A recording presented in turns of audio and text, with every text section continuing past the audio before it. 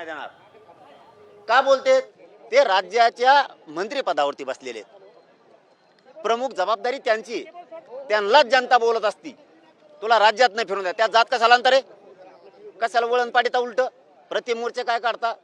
दुसऱ्या तुमच्याकडे जर मर्डर झाला असा तुमच्या घरात, तर मग बाकीच्या समाजाने बी मोर्चेच काढायचे का? तुमच्या विरोधात ही रूल पाडायचे का तुम्हाला? हां, तुम्ही आता ते सत्तेत मंत्री आहे म्हणून त्याला बोलतात, सत्तेत हे म्हणून त्याला बोलतात फिरून देणार नाही, अमुक करून देणार नाही, तमुक करणार. ही जनता आहे, रोष आहे, बोलती. त्यात जात कशाला आणता? मग उद्या आमच्या बी समाजाच्या नेत्याला बोलल्यावर मग आमच्या लोकांनी तसंच बोलायचं का? आमच्या लोकांना बोलू नको, आमच्या मंत्र्याला बोलू नको, आम्ही असं म्हणायचं का? अरे मंत्र्यालाच बोलावं लागत असतं, तुला फिरून देणार नाही, अमकं करून देणार नाही, तमकं करून देणार नाही. मंत्र्याला बोलल्यामुळं आमचं आहे आणि आमच्याला म्हणतात बोलू नको, फिरून देणार नाहीत. अरे मग मंत्र्यालाच म्हणत असतात ना फिरून देऊ नको, मग दुसऱ्याला म्हणत असतात का? काही लोक बळजबरीने जातीवाद आणतात या प्रकारे. बळजबरीनं नाही, षडयंत्र आहे, षडयंत्र धनंजय मुंडेचं. त्याला वाचवण्यासाठी त्याचं हे षडयंत्र आहे. आणि त्यांनी हे ओबीसीचं पांघरून घेऊ नये, स्वतः पाप करायचं आणि ओबीसीच्या मतानं झाकवायचं, हे चांगलं नाही. ही रूढ पडल.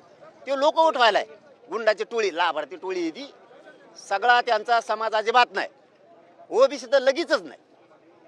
हे कोणालाच मान्य नाही. हा खून, हे खून कोणाला पटलेली गोष्ट नाही. इतका क्रूर खून झालेला आहे. पण हे मुद्दाम काय करतायत? एक लाभार्थी टोळी उठते, आंदोलन कर, आमका कर, तमका कर, आरोपीच्या बाजूने बोलतेत, आरोपीला साथ देतात. आणि दुसरं एक काम यांचं, आमच्या मंत्र्याला बोलू नका. अरे मंत्र्याला बोलता तुमचा काय संबंध आहे? तो सरकारचा आहे, तो संविधानाच्या पदावर बसलाय, तुमचा घरी असल्यावर असतोय. इथं मंत्र्यालाच बोलावं लागतं. गावात फिरून देणार नाहीत, रस्त्यानं फिरून देणार नाहीत, हे मंत्र्यालाच बोलावं लागत असतं. मग काय इथून पुढं आमच्या समाजाच्या मंत्र्याला बोलल्यावर मग आमच्या लोकांचं करायचं का? आमच्या याला बोलू, मग आमचा कोणत्या पक्षाचा असून दे, मग आम्ही म्हणणार तुम्ही टार्गेट करायला लागल्यावर आमच्या याला बोलू नको. ही रूढ चांगली नाही. जय भीम. ही रूढ चांगली नाही. तुम्हाला लोक मारून टाकायचे का? आता समजा मला सांगा, आपल्या संतोष भायाचा खून झाला आणि संतोष भायाचा खून होऊन त्यांचा भाऊ धनंजय देशमुख वन फिरताय होते लेकरू न्यायासाठी, त्याला तुम्ही पोलीस स्टेशनमध्ये जाऊन धमक्या देताय. मग त्या गुंडाला बोलायचं नाही? तुमच्या जातीला बोललो का आम्ही? तुमच्या नेत्याला? अरे ते तुमचा नेता नाही आहे, ते सरकारमधला आहे. आणि मग धनंजय देशमुखला धमकी दिली, त्या गुंडाला बोललो आम्ही. तुमचा काय संबंध आहे याच्यात? ओबीसीचा काय संबंध, याच्या जातीचा काय संबंध? मग तुम्हाला कापू कापू टाकायचे लोक? धनंजय देशमुख मारून टाकायचं तुम्हाला? भावाला न्याय मागतोय तर बोलायचं नाही का? हे गुंडाला बोलायचं नाही का? मी वंजाऱ्याचं नाव घेतलं का? धनगराचं, दलित मुस्लिमाचं, मायक्रो ओबीसीचं? तुम्ही कस काय वाढता तुमच्यावरती बळत? गुंडाला बोलायचं नाही. सोमनाथ सूर्यवंशी मारून टाकला, कापायचेत का तुम्हाला लोक आमचे? ते वाकोळे साहेबाचा मर्डरच झालाय. अरे त्याला मर्डरच म्हणतात, बोलायचंच नाही का आम्ही? कोणता जातीवाद शिकवता राहू तुम्ही आम्हाला? म्हणजे गुंडाला बोललं की तुम्ही म्हणता जातीवाद. मी संतोष भायांच्या न्यायासाठी लढतोय. जालन्यात आज जन आक्रोश मोर्चाचं आयोजन करण्यात आलं आणि यावेळीच मनोज जरांगे पाटील बोलत होते. यावेळी ते अतिशय आक्रमक झाल्याचं पाहायला मिळालं. याला जातीयवादाची किनार लागू देऊ नका असं ते म्हणाले आहेत. आणि शिवाय त्यांनी धनंजय मुंडेंवरती आरोप सुद्धा केला आहे की त्यांच्याकडून हे षडयंत्र केलं जात आहे. या नेमकं जनाक्रोश मोर्चात काय होतं याची प्रत्येक अपडेट आपण जाणून घेणार आहोत. तुर्तास आता पुढच्या बातमीकडे वळूयात. बातमी आहे काँग्रेस संदर्भात. मुख्यमंत्र्यांना कार्यक्रमाला मुनगंटीवारांनी यावं असं म्हणत काँग्रेस नेते विजय वडेट्टीवार यांनी भाजपला डिवचलंय. मुख्यमंत्री पदापर्यंत पोहोचल्यांच्या कार्यक्रमाला दुसऱ्या वारांनी येऊ नये असं शल्य राहील असंही वडेट्टीवार म्हणालेत. तर आमचं राजकारणाचे अड्डे वेगळे आहेत, महाराष्ट्राच्या विकासासाठी सर्वांनी एकत्र आलं पाहिजे अशी प्रतिक्रिया भाजप प्रदेशाध्यक्ष चंद्रशेखर बावनकुळे यांनी दिली आहे. मला अभिमान आहे की मी सगळ्यांना आवाहन करतोय की या कार्यक्रमाला आलं पाहिजे. एका मुख्यमंत्री पदापर्यंत पोहोचलेल्या वारांच्या कार्यक्रमाला दुसऱ्या वारांनी येऊ नये याचं शल्य नक्की राहील. म्हणून सुधीर भाऊंनी सुद्धा यावं आणि मी तर जाणारच आहे. आणि विदर्भाचेच असलेले मुख्यमंत्री त्या कार्यक्रमाच्या उद्घाटनाला असणार आहेत याचा नक्की आनंद आहे. नाही, सुधीर भाऊ, तुम्हाला काही चुकीची माहिती मिळाली असेल. सुधीर भाऊ नक्की येतील आणि सुधीर भाऊचे नेते आहेत. आणि यानंतर आता 36 जिल्ह्यांतील बातम्यांचा वेगवान आढावा. छत्रपती संभाजीनगर थंडीनं गारठलंय. 10 अंश सेल्सिअस तापमानाची नोंद झाली आहे. त्यामुळे शहर आणि ग्रामीण भागात अनेक ठिकाणी सकाळी सकाळीच लोक शेकोट्यांचा आधार घेत आहेत. उत्तरेकडील थंड वाऱ्याचा वेग वाढलाय तर पारा आणखी घसरू शकतो अशी शक्यताही वर्तवण्यात येते.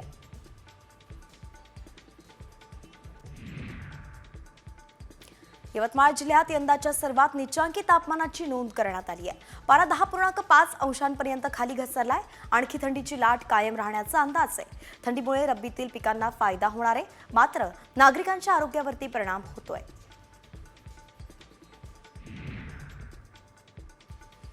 यंदा हिंगोलीत हळदीवरती सातत्यानं रोग पडतोय. त्यामुळे शेतकरी मेटाकुटीला आलाय. मागील 10 वर्षांत एकरी 30 क्विंटल हळदीचं उत्पादन मिळणाऱ्या शेतकऱ्यांना हुमणी अळी आणि करपा रोगाच्या प्रादुर्भावामुळे केवळ प्रति एकर 5 क्विंटल हळदीवरती समाधान मानावं लागतंय.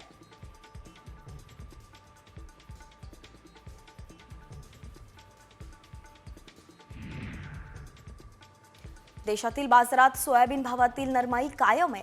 बाजारातील आवक सुद्धा चांगली दिसतेय. सोयाबीनला आजही देशातील बाजारात 3,900 ते 4,100 रुपयांच्या दरम्यान भाव आहेत.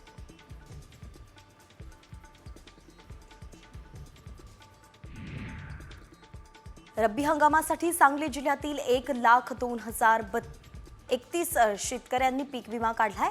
गेल्या हंगामाच्या तुलनेत विमा घेणाऱ्यांची संख्या 49,136 न वाढली आहे.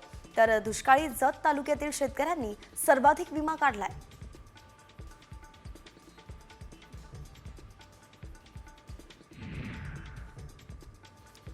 अलिबागच्या थेरंड शहापूर खारभूमी योजनेतल्या खारबंदिस्तीची दुरुस्ती आणि नूतनीकरण केलं जाणार आहे.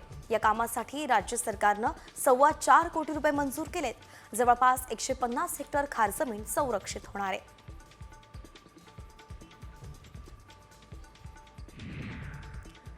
प्रत्येक कुटुंबाला पाणी मिळावं यासाठी केंद्र सरकारनं जलजीवन मिशन योजना अंमलात आणली आहे. या योजनेच्या माध्यमातून देशासहच राज्यातील प्रत्येक भागात मोठ्या प्रमाणात कामं हाती घेण्यात आली आहेत. या कामांचा आढावा घेत राज्यमंत्री पंकज भोयर यांनी बैठक घेतली आहे.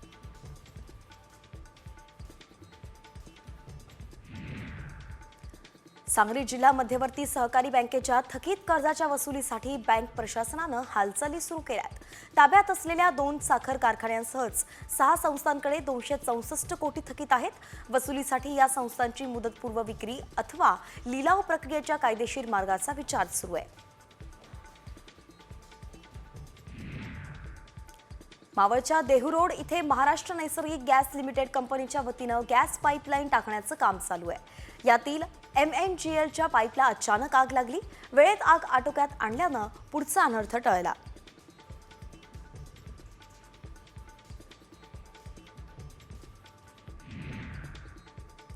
बुलढाण्याच्या शेगाव तालुक्यात केस गळतीच्या रुग्णांची संख्या वाढतच चाललेली आहे. तालुक्यातील 11 गावांत 100 रुग्ण आढळलेत. आरोग्य विभागानं काही गावांमध्ये केलेल्या सर्व्हेमधून हे धक्कादायक वास्तव समोर आलंय. त्यामुळेच स्थानिकांमध्ये भीतीचं वातावरण आहे.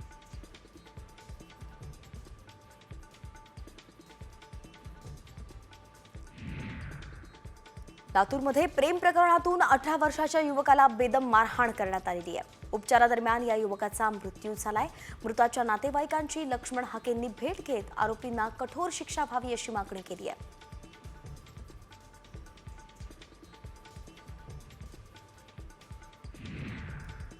शनी शिंगणापूर देवस्थानच्या उत्पन्नात 5 कोटींनी वाढ झाली आहे.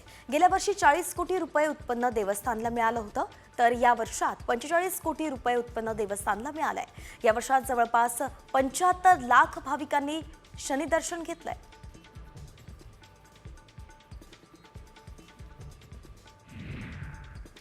पुत्रदा एकादशीच्या निमित्तानं नांदेडच्या विठ्ठल भक्तानं विठ्ठलाला सोन्याचा गोप, रुक्मिणीला मंगळसूत्र, चांदीचे जोडवे आणि करंड असं एकूण 6 लाख रुपयांचे दागिने अर्पण केलेत.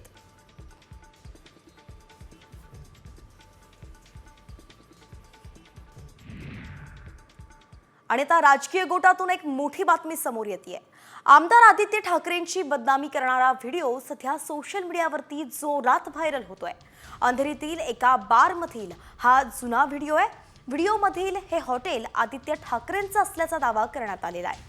या विरोधात ठाकरे गट आक्रमक झालाय आणि या संदर्भात ठाकरे गटाच्या नेत्यांनी पोलिसांकडे तक्रार सुद्धा केली आहे.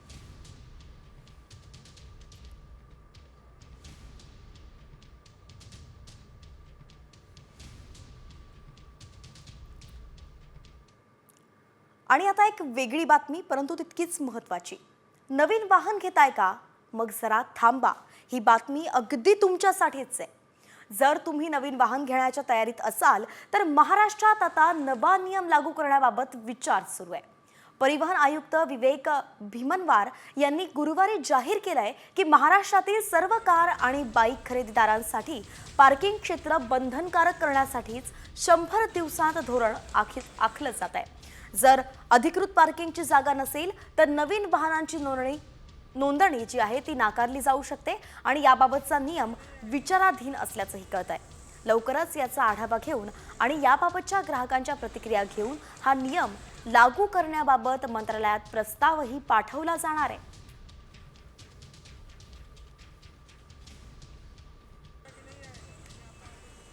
आणि या महत्त्वाच्या बातम्यांनंतर आता राजकीय बातम्यांचा वेगवान आढावा घेऊया न्यूज पॉइंट 20च्या माध्यमातून. आजपासून भाजपच्या घर चलो अभियानाला सुरुवात होतीये. घरोघरी जात भाजप सदस्य नोंदणी केली जाणार आहे. स्थानिक स्वराज्य संस्थांच्या निवडणुकीच्या अनुषंगानंच राज्यभर हे अभियान चालवलं जात आहे. भाजपनं राज्यात 1.5 कोटी सदस्य बनवण्याचं उद्दिष्ट ठेवलंय.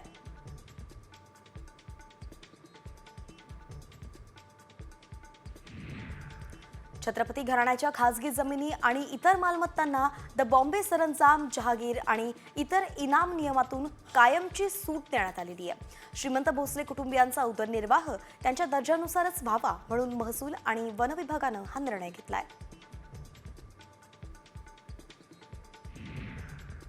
नाशिक जिल्ह्यातील 44 आश्रमशाळांमध्ये विद्यार्थ्यांना सडका-पाजीभाला किडलेले कडधान्य आणि कच्च्या पोळ्या दिल्या जात आहेत. मुंडेगावच्या सेंट्रल किचनवरती आमदार हिरामण खोसकर यांनी अचानक छापा टाकल्यावरती हा प्रकार उघडकीस आलाय.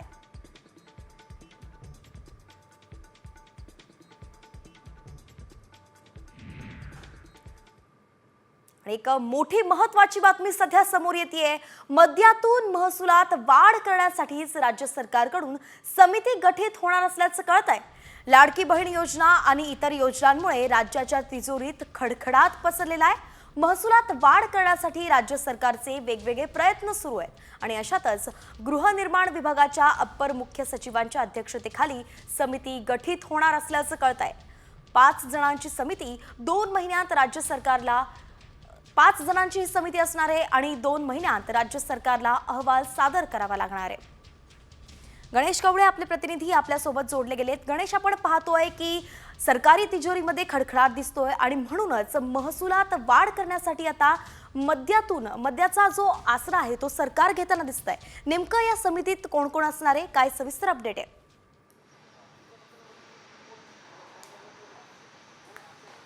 नक्कीच राज्य उत्पादन शुल्क यामध्ये कुठेतरी वाढ करण्यासाठी या हालचाली सुरू केलेल्या पाहायला मिळतात आणि यासाठीच अभ्यास करण्यासाठी एक समिती देखील तयार करण्यात आलेली. यामध्ये प्रामुख्याने 5 जणांचा समावेश आहे. गृहनिर्माण विभागाचे जे अप्पर मुख्य सचिव आहेत ते अध्यक्ष आहेत. यांच्या अध्यक्षतेखाली 4 सदस्य देखील आहे ते नेमणूक करण्यात आलेले आहे. त्यामध्ये अप्पर मुख्य सचिव वित्त विभाग आहे, अप्पर मुख्य सचिव राज्य उत्पादन शुल्क, त्याचबरोबर राज्य कर वस्तू सेवा कराचे आयुक्त आहेत आणि राज्य उत्पादन शुल्काचे आयुक्त, अशी ही 5 जणांची समिती आहे.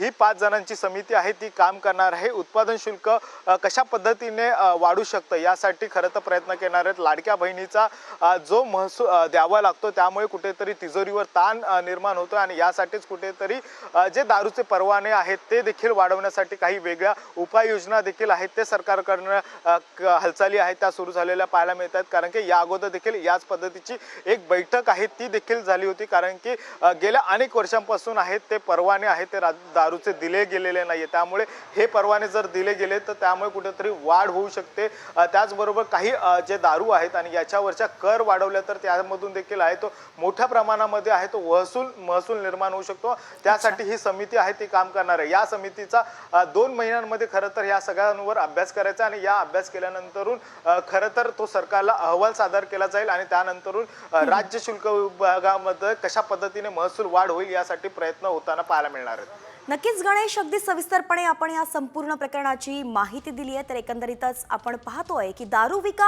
आणि तिजोरी भरा असंच जे आहे आता सरकार करताना दिसणार आहे. यानंतर पुन्हा वळूयात न्यूज पॉइंट 20 कडे. उर्वरित बातम्या त्यांचा वेगवान आढावा घ्यायचा आहे. भाजप खासदार नारायण राणे यांनी महापालिका निवडणुकांवरती मोठं विधान केलंय. भाजप स्वबळावरती महापालिका निवडणूक लढवणार असं नारायण राणे म्हणाले. मुंबईत भाजपची ताकद प्रचंड असल्याचंही ते म्हणाले. दरम्यान नारायण राणेंच्या या वक्तव्यानं महायुतीत मिठाचा खडा पडण्याची शक्यता आहे. महाविकास आघाडीला जागा वाटपाच्या घोळाचा फटका बसला असं विधानच वडेट्टीवारांनी केलंय. विधानसभेतील महाविकास आघाडीच्या पराभवावरून ते बोलत होते. पटोले आणि राऊत जागा वाटपाच्या चर्चेत होते. प्रचारासाठी कमी वेळ, कुठलंही प्लॅनिंग करता आलं नाही असंही वडेट्टीवार म्हणाले.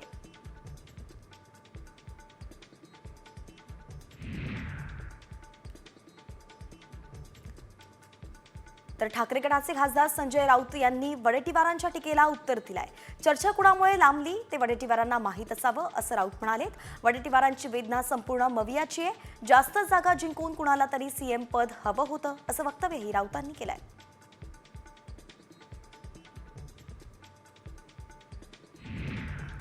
विजय वडेट्टीवारांच्या वक्तव्यानंतर भाजपकडून यावरती प्रतिक्रिया समोर आली आहे. कालपर्यंत ईव्हीएमला दोष देणाऱ्यांनी अखेर चूक स्वीकारली असं म्हणत मंत्री चंद्रशेखर बावनकुळे यांनी महाविकास आघाडीला चिमटा काढलाय.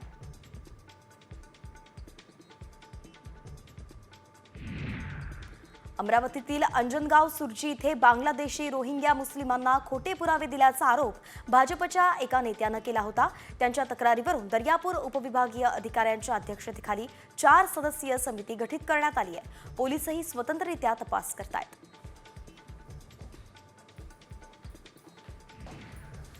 आरटी अंतर्गत प्रवेशामध्ये अनेक पालक एजंटच्या भूलथापांना बळी पडतात. खास करून मुळशी तालुक्यात असे अनेक प्रकार घडत असल्याचं शिक्षण विभागाच्या निदर्शनास आलंय. प्रवेश मिळाल्यानंतर त्याच्या पडताळणीत खोटी माहिती आढळली तर शिक्षण विभागाकडून कारवाई केली जाणार आहे. फेब्रुवारी-मार्चमध्ये होणाऱ्या 12वीच्या परीक्षेचं हॉल तिकीट आजपासून मिळणार आहे. सर्व उच्च माध्यमिक शाळा, कनिष्ठ महाविद्यालयांना ही प्रवेशपत्र ऑनलाईन पद्धतीनं मंडळाच्या संकेतस्थळावरून ॲडमिट कार्ड लिंकद्वारे डाउनलोड करता येणार आहे. जगातील सर्वात शक्तिशाली पासपोर्टची क्रमवारी जाहीर करण्यात आली आहे. हेनले आणि पार्टनर्स ही प्रतिष्ठित संस्था दरवर्षी ही क्रमवारी जाहीर करत असते. देशाचा पासपोर्ट जितका अधिक शक्तिशाली असेल तितका अधिक त्या देशातील लोक व्हिसा मुक्त प्रवास करू शकतील असं असतं.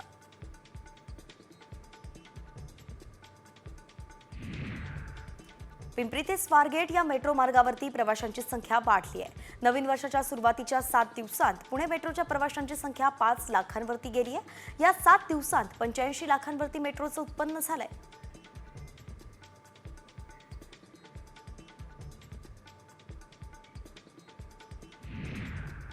पुणे मेट्रोनं प्रवास करणाऱ्यांसाठी आनंदाची बातमी आहे. पुणे मेट्रो आता रात्री 11 वाजेपर्यंत धावणार आहे. यापूर्वी मेट्रोची सेवा सकाळी 6 वाजल्यापासून रात्री 10 पर्यंत सुरू असायची. प्रवाशांचा वाढता प्रतिसाद पाहता मात्र वेळेत वाढ करण्यात आली आहे.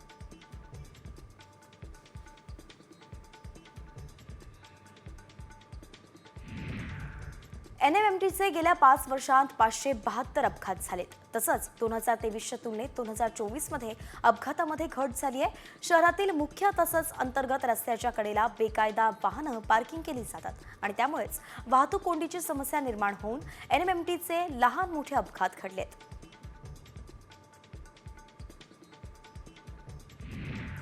मुंबईकरांनी इलेक्ट्रिक वाहनांना पसंती दिली आहे. दिवसेंदिवस पेट्रोलचे वाढते दर आणि प्रदूषणावरती चांगला उपाय म्हणून इलेक्ट्रिक वाहन वापराकडे नागरिकांचा कल वाढतोय. तसंच सहज चार्ज करता येत असल्यानं खरेदी करण्याकडे सुद्धा नागरिकांचा ओढा आहे.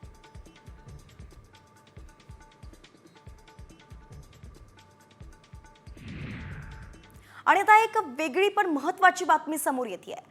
फिरकीपटू रविचंद्रन अश्विननं केलेल्या हिंदी भाषेवरील वक्तव्यामुळे गदारोळ निर्माण झालेला आहे. मला वाटतं हे सांगावं की हिंदी ही आपली राष्ट्रभाषा नाही, तरी ती अधिकृत भाषा आहे, असं वादग्रस्त विधानच अश्विनने केलंय.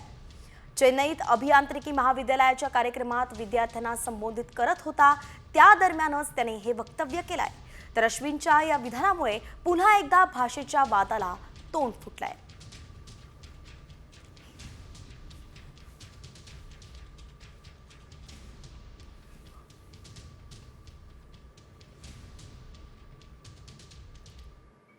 आणि यानंतर आता एक खास रिपोर्ट.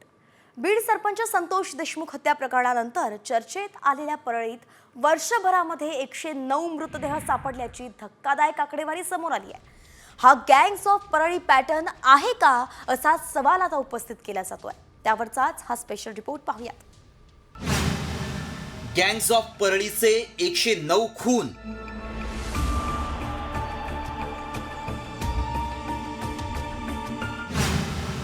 दर 3 दिवसाला सापडतो एक मृतदेह.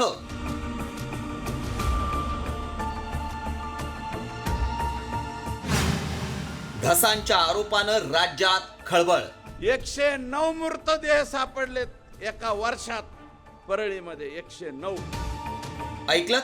सरपंच संतोष देशमुख हत्या प्रकरणानंतर परळीतली गुन्हेगारी चर्चेत आली आहे. परळी तालुक्यात दर 3 दिवसाला एक म्हणजेच वर्षभरात तब्बल 109 मृतदेह सापडत असल्याची धक्कादायक माहिती समोर आली आहे. मात्र परळी पोलिसांकडे फक्त 5 खुनांचीच नोंद झाली आहे. तर 103 मृतदेहांची ओळख पटली असून 6 जणांची ओळख अद्यापही पटली नसल्याची आकडेवारी समोर आली आहे. परळी ग्रामीण पोलीस ठाण्याच्या हद्दीत एकूण 66 मृतदेह आढळून आलेत. यातील 64 मृतदेहांची ओळख पटली आहे, तर 2 मृतदेहांची अद्याप ओळख पटलेली नाही. परळी शहर ठाणे पोलीस हद्दीत 17 मृतदेह आढळून आलेत. यातील 17च्या 17 मृतदेहांची ओळख पटली आहे. परळीच्या संभाजीनगर पोलीस ठाण्याच्या हद्दीत 26 मृतदेह आढळून आलेत. यापैकी 22 मृतदेहांची ओळख पटली असून 4 मृतदेहांची ओळख पटलेली नाही. एकूण 109 मृतदेह सापडले असून यातील 103 मृतदेहांची ओळख पटली आहे, तर 6 मृतदेहांची अद्याप ओळख पटलेली नाही. खुनासारखे किंवा हत्येसारखे जे गंभीर गुन्हे आहेत त्यामध्ये तर आम्ही अधिकच सतर्क असतो, परंतु हे 109 हे कुठल्याही हत्या किंवा खून नसून ते अकस्मात मृत्यूच आहेत. परळीत फायरिंग, उघड बंदुका घेऊन दहशत माजवण्याच्या घटना घडतायत. त्यातच आता परळीतील धक्कादायक आकडेवारी समोर आल्यानंतर सुरेश धस यांनी परळीत खऱ्या पोलिसांऐवजी CID कलाकारांची नियुक्ती करण्याची मागणी करत टोला लगावलाय. तर परळी बिहारचा बाप झाल्याची टीका सामाजिक कार्यकर्त्या अंजली दमानी यांनी केली आहे. 100% मी लेखी पत्र देणारे मुख्यमंत्र्यांना सोनी चॅनलवरची CID आणि सावधान इंडियाच्या मालिकेतले कलाकार.